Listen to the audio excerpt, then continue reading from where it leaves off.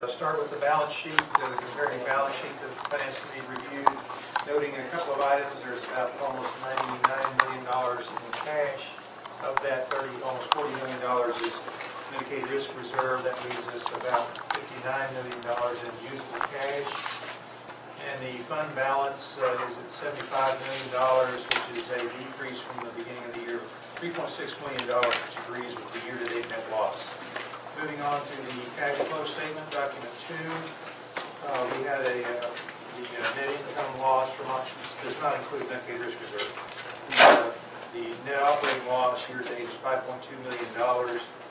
There have been an increase in assets of about $1.8 million, which is a use of cash. There's been an increase in accounts payable and IBNR of $6.5 million, which is a source of cash. That leaves us with a small decrease in cash for the year of $500,000. Moving on to document 3, which is the current ratio, which is the ratio of current assets to current liabilities. There's about $69 million in current assets and $33 million in current liabilities, which leaves us a current ratio of 2.8, still well above the 1.0 minimum. Document 4 is the defensive interval, which is the cash divided by the average service and administrative cost per day. So we have about $59 million in cash. Our service and administrative cost per day is about $1.1 million, which leaves us with a 54-day cash cushion, which is above the 30-day minimum. Moving on to the income statement. On the Medicaid line of business, we've lost year-to-date about $5.2 million, and that's about $5.3 million unfavorable to the budget. On the non-Medicaid line of business, we've actually made $1.6 million, which is $2.9 million favorable to the budget. So on a consolidated basis, we've lost $3.6 million year-to-date versus a budget loss of $1.2 million, which leaves us another favorable variance of $2.4 million. Now we do have some items that we have not accounted for in the record so far because we did not receive information about these items in time to record them. We have about $5.9 million in additional revenue that is not included in here, so that would reduce our unfavorable variance from $2.4 million to a favorable variance of $3.5 million. We have $3.1 million in returned single stream funds, which we will book in the month of October, and we have about $2.8 million in funds that were over-recouped by the state, which will be returned to us in November, but we'll probably go ahead and book that in October. So, moving on to the Medicaid medical loss ratio, you can see that it spikes up. That's a function of several things. So it's a function, at least in part, of the over-recoupment of the revenue by the state, which pushes our medical loss ratio up. We also had a rate increase which was inadequate starting in July, and we've seen our medical costs go up over the first 3 months of the year, which you'll see on the next document. And the recoupment of the over-recoupment of $2.8 million, if we were to add that back in to reduce the medical loss ratio, that would actually reduce the medical loss ratio from 99.2 to about 95.8%. So moving on to the last document, document 7, which is the Medicaid service budget variance. Our percentages our mix of services is pretty close to what we budgeted. In the total Medicaid, we are very close on total Medicaid B, total Medicaid C, and the B3 services. We are running about $3.20 PM unfavorable relative to the budget, and that's worth about $1.5 million. So we also know that we've been our revenue is less than it should be because of the over-recoupment of $2.8 million, which more than offsets that. Are there any questions on the dashboards or the financial reports? At the retreat, would it be possible to get the ratios compared to other LMEs? Roughly, yes. We have obviously much more detail about what is included in our ratios. We'll have to work off of the monthly DMA reports. I'm not sure if there's detail that we will need that may not be available to us, but we can certainly prepare something and tell you how close we think it is. I'm just curious if other LMEs are doing these. I think it'd be good as a comparison for us as well to see how we stack up related to the ratios specifically. I can certainly tell you about the cash relative to the other LME NCOs. Now this relates to June, the end of fiscal year 18. We have not seen all of the reports for September yet that are filed by the other NCOs. The cash that we have based on the solvency calculation that Brian discussed earlier in the meeting, we are, of the 7 LME MCOs, 2 of us are above the upper limit, 2 LME MCOs are below the lower limit, and 3 of the LME MCOs are within the range of the upper and lower limit. We're about $3.5 million above the upper limit. But don't let that fool you, because again,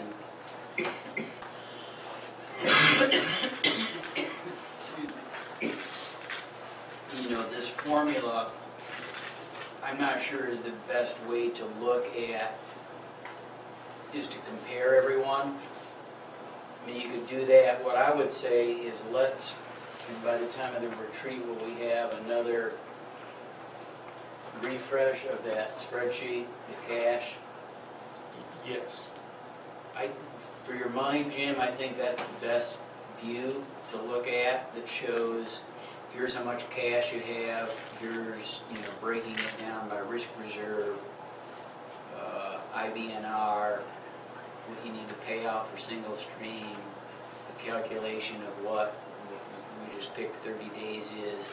It really shows you what your spendable versus non-spendable amounts of your cash.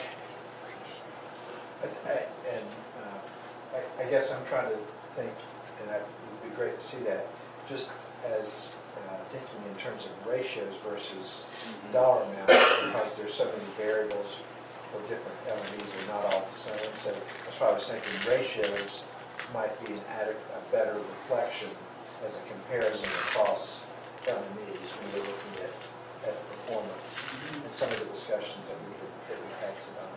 I could certainly give you the current ratio. The defensive interval is a little bit trickier because it involves taking some of the accounts and adjusting those out in or out.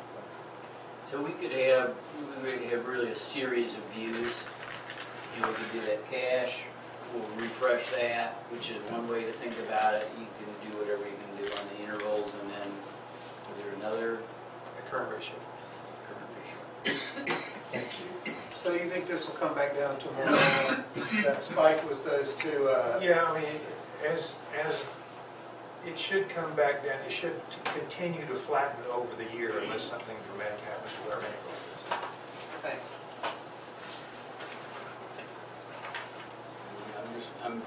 It'd be interesting if you sort of look at our trend and kind of compare it to that cash report if we had that over time. Anyway, I'm just kind of thinking out loud here, because well, the obvious issue, there's a relationship between all of these things. It's just I'm not sure how exactly you would show it. I guess you'd observe it. Speak to trend just a little bit, because I'm used to thinking in terms of overall medical trend, specifically for our population. So define trend and percentages for our population. Okay, so trend for the Medicaid population is a function of unit costs and number of units of services provided. Well, that's pretty much a typical definition of overall medical trend. Right. It's the increased cost of a unit and the increased use of those units. Exactly. And we have not, I mean, when you break that down a little further into the unit costs, then it becomes have you given your providers any increases?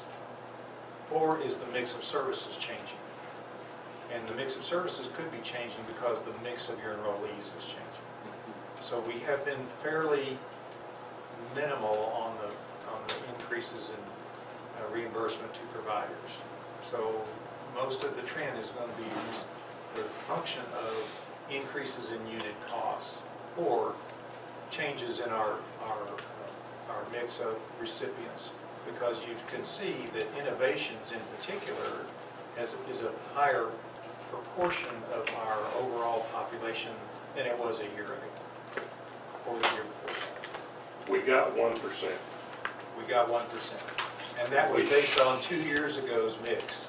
We needed 3, 4. So trend in our population is closer to 3, 4. Okay. Well, I mean, part of it, I don't want to belabor it, maybe we talk it over dinner. I mean, the issue with our rate was, I don't know that it was so much on the service side as it was on the admin side. There were a lot of administrative expenses that they would not consider. So we're mixing, we may be mixing apples and oranges here a little bit. Yeah, I mean, our service. Except you don't move forward unless you pay both bills. And so it's got to be. The 1% increase that we got was a function of roughly a 2% service increase and a decrease of 1% on the administrative side. Almost by seconds. Yes.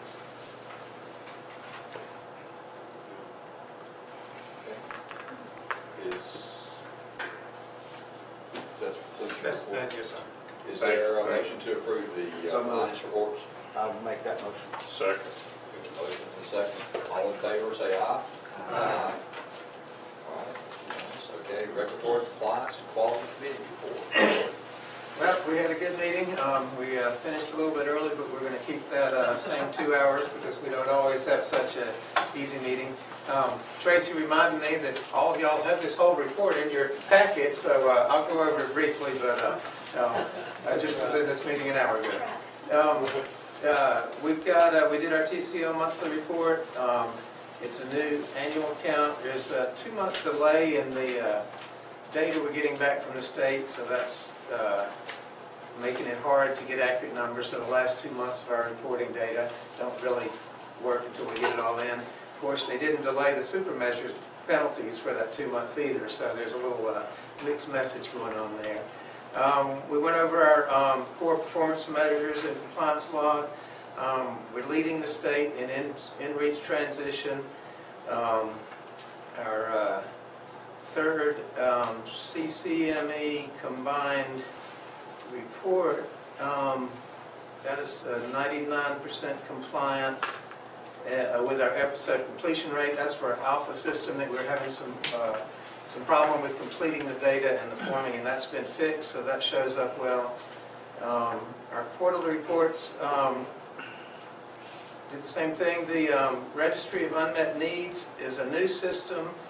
We've consolidated 2 audits, and this time we've got an internal baseline audit in one list, so 1 per quarter, and they're going through the different audits, 1 per quarter internally, so that we can look at how each of our departments are doing. And the audits department is a separate department, so they're not beholden to any of these departments, that they're doing the audits in-house, so that's a good way. We still have the best penetration rate of all LME MCOs on Medicaid and non-Medicaid. Our special investigative unit is doing well, and we get kudos from the Medicaid office that confirmed that we present that to. We still got, for medical records, we've got 2 staff that are full-time, and that the state doesn't reimburse for, I guess that's gun checks, and what's the other thing that they do? The concealed Medical. weapon permits. They do the concealed carry and then just requests from members and other entities for medical records. So just for people to know, that takes 2 full-time staff people just to do that part of it, and that's not paid back anywhere. Provider peer reconsideration. Oh, at each of these reviews, we have of our special investigative unit, we have a provider peer sitting in on the review group, and they've agreed with the results every time, and so they said it was good for the providers to see other instances where providers may have gotten into trouble, and that's a good wake-up call for them. Plan of correction is a 60-day implementation. I guess that was for the registry of unmet needs, I guess. That was for that audit, yes. Okay, and so the audits look good, and we've got a great team giving us great information, and we'll keep going over the information. One last thing, we finished the internal audits on housing, claims encounters, just about done with the special investigations unit. We'll be doing the Vaya Total Care Coordination next quarter. And we've got a good baseline audit for the Register of Unmet Needs, so that should help us. And then there were several measures that we were able to take off our regular measurements because we've met state standards, and that's the average speed answer calls, abandoned calls, percent of Medicaid authorization requests processed in required timeframes, non-Medicaid authorization requests processed in required timeframes, Medicaid claims processed within 30 days, and percent of non-Medicaid claims processed. So all of those are things that we've met the state standards, so we can take those off. We continue our internal audits on that, but we don't have to look at that every time and spend a lot of energy on that. So thank you all. Thank you. There's a couple of things I want to add to that. Please do. We have, we're in the process of switching our accreditation, and we're going to move toward NCQA. The process will take a long time, well, maybe not for the people involved. And so that's going to be, it's projected for January of 2020 that we will be working on our NCQA accreditation, but there's some they look backward about 6 months, so everything has to be in place coming up like this March. The other thing I want to say is I've had the opportunity to sit in on the QIC meetings as sort of a fly on the wall by phone, and I have a conflict now that I can't get to it anymore. But someone had mentioned in our meeting about Dr. Martin being in charge of this phase of things and whatnot. And I'll tell you something, if Dr. Martin is in charge of it, I have ultimate confidence that it will be done well. He understands very well things that are involved in quality assurance. Obviously has a lot of experience, and he's a great leader. And we just never recognized him for that. Thank you very much. Yeah, and I'll tag on to that. They were singing your praises in the group too, as far as going over those. So I'm sorry I left that out, and thank you for adding that on, Jeff. Jack, it's great. So thanks. Thank you. All right, Consumer and Family Advisory Committee report, Nancy. Our CFAC will be meeting in December. Lenore will be meeting on December 3rd, Silva December 4th, Asheville December 10th, Boone the 11th. And we just should always remember to thank our VIA staff, because we're talking about these 4 different meetings, and we have at least 2 VIA staffs at every one of these meetings.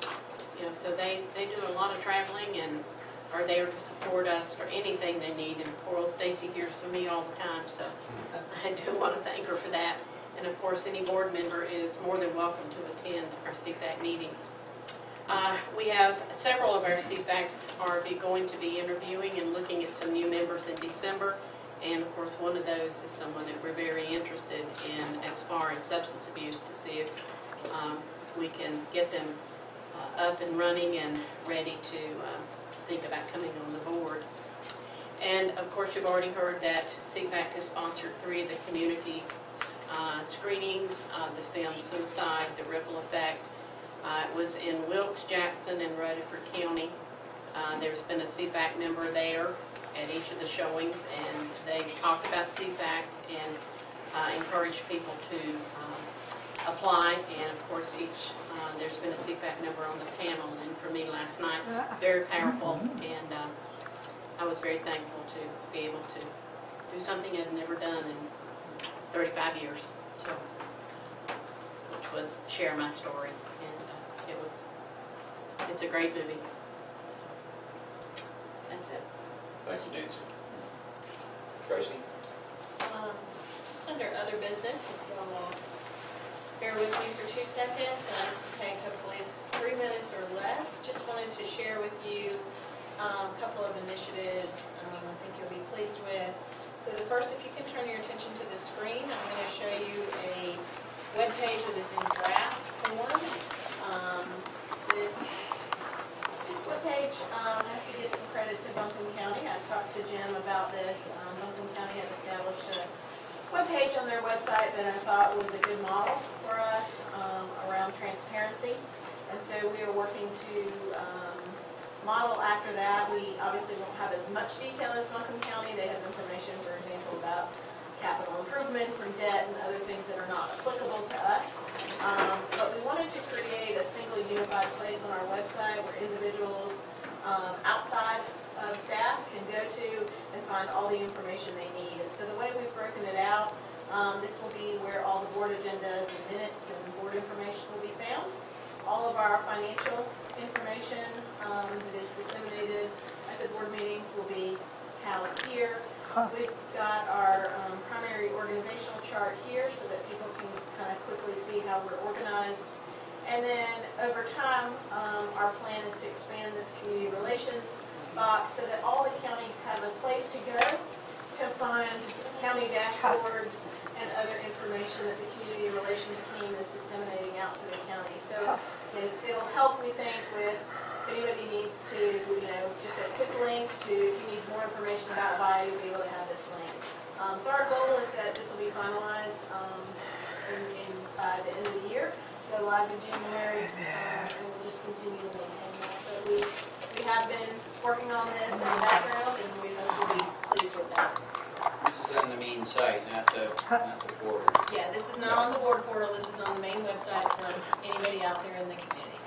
So, Request that we get another mailing with the board to have a link up in the portal somehow. absolutely, we can do that. Yeah, I haven't been able to. We will absolutely do that. Robert's here tonight, he can Absolutely, I'm available for back and forth. provide awesome technical support. The last thing I'm going to show you, this was an internal initiative. Robert's team and the marketing communications team really deserve the credit for this. And you'll see behind Jim over there in the corner is our new mascot. And I saw that on the camera and I thought, this is, we upgraded to Office 365 for our business platform internally. And that came with a lot of new features, including an internal SharePoint site that is much more robust than the current SharePoint site we were using. Our communications team got together and tried to come up with something that would be interesting and fun and easy for staff to remember. And what they created was what we call VERN. And VERN is our Vaya Employee Resource Network. VERN has been a huge hit. He was rolled out at Compliance Week, and the new intranet was rolled out at Compliance Week. You can see it's got a welcome page. We had a Name VERN's dog contest, which was wildly successful. We got, I'm going. yes, it's being voted on as we speak. We also have done an initiative for staff to come up with a theme for our conference rooms, because since we have expanded in Ridgefield, we have like 20 conference rooms and nobody can remember where they are or what numbers they are, so we're going to come up with some names for those. It enabled us to incorporate some of our other communication tools. It has a calendar, events and reminders page. It's got a common resources where staff can find the resources that they need and common applications. And I just wanted to show you, This is a message we received from a Vaya Healthcare coordinator in response to the rollout of Vern, and we thought this really summed up a very positive response. This was from Karen Brown, and she wrote, "I know you probably don't want to get a crush of emails about Vern, but I just have to give you some feedback. This is fantastic. It has breathed new life into my workday and efficiency. I can't begin to say thank you enough to the whole team who conceptualized and brought Vern to life." So we thought that was pretty high praise from our staff, so we were pleased with the rollout and just wanted to share that with all of you. Any questions? That's great. Okay. It is great. And there he is right behind Jim. Yeah. There's one other item, we need to consider tonight is the letter to Rutherford County, responding, I'm sorry, to the Secretary concerning Rutherford County, support. Is there a motion to? I make a motion. I'll second. All right, motion and a second. Is there any discussion about it? I think you need to clarify what the motion is for. To send a letter to the Secretary regarding my county, Rutherford County. Okay. As presented. All right. There's a motion and a second. All in favor say aye. Aye. Any opposed? All right, unanimous. All right, is there a motion to adjourn? So moved. I'll move. All right, we've got all kinds of motions. All right, all in favor say aye. Aye. Thank you, everyone.